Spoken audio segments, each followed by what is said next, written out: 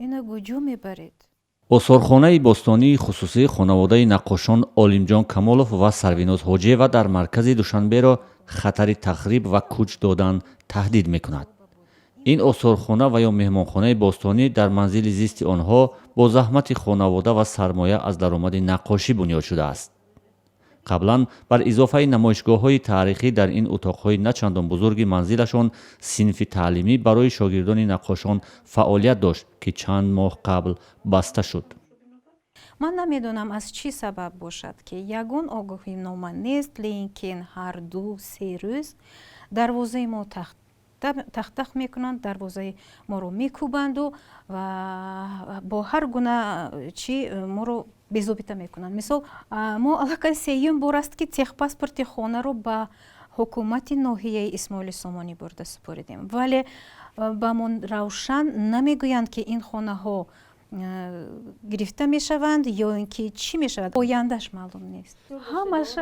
хонамузеи хусусии олимҷон камолов ва сарвиноз ҳоҷиева хоса ба хотири эҳёи санъати наққошии миниатюрӣ таъсис дода шудааст.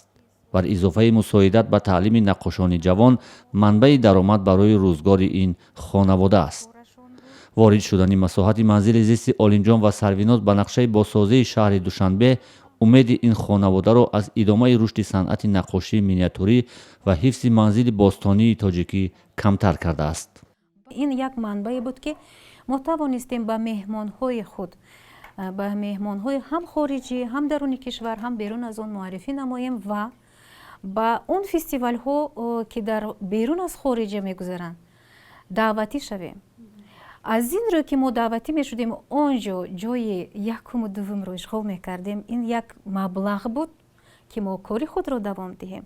мисол мана олимҷон дар алҷазоир ҷои дуюмро гирифтанд дар байни 27 давлат ва он ҷо албатта ҷоизаи пулӣ гирифтанд. осорхона ва ё меҳмонхонаи бостонии хонаводаи олимҷон ва сарвиноз бо шеваи манзили суннатии тоҷикӣ дар соли 2009 бунёд шудааст. бар изофаи асарҳои наққошии миниатюрии олимҷон ва духтараш бону, асарҳои наққошии сарвиноз, наққошии шогирдон, ҷиҳози қадимии тоҷикӣ, ҳунарҳои кандакории суннатӣ ва асарҳои тақдимшудаи дӯстон ва ҳатто ниҳоли кӯҳансолу сабзи ангур ороиш медиҳад. ин ҳама сайёҳони хориҷиро мутаваҷҷеҳи ин осорхонаи кӯчак аммо ғайримуқаррарии олимҷон ва сарвиноз кардааст.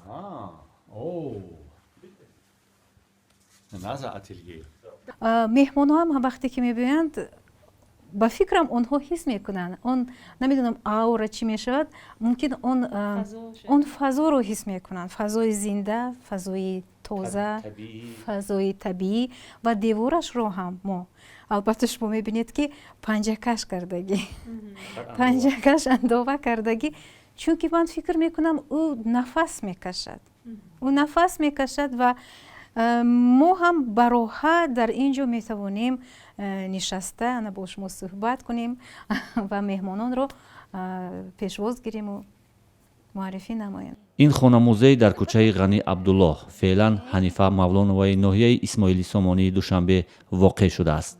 мақомоти ноҳияи исмоили сомонӣ тахриби теъдоде аз манзилҳо дар ин кӯчаро таъид карданд, аммо гуфтанд ҳанӯз санаи тахриб маълум нест. мақомоти ин ноҳия мегӯянд феълан омӯзиши санади ин манзилҳо идома дорад ва баъдан ин манзилҳо нархгузорӣ мешаванд.